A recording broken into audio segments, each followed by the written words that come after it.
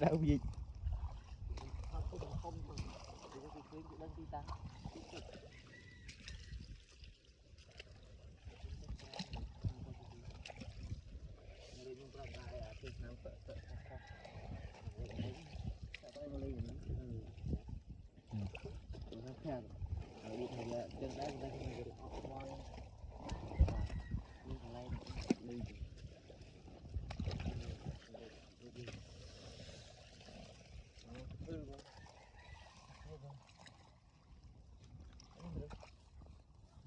miền đó trai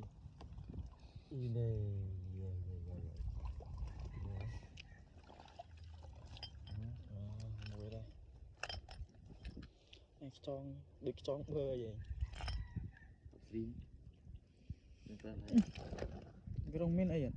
sao cắm muộn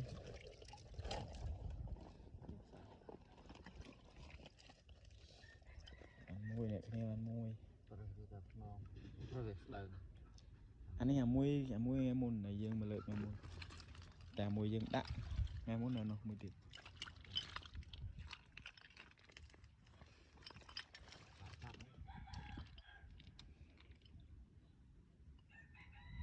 không mà ổn này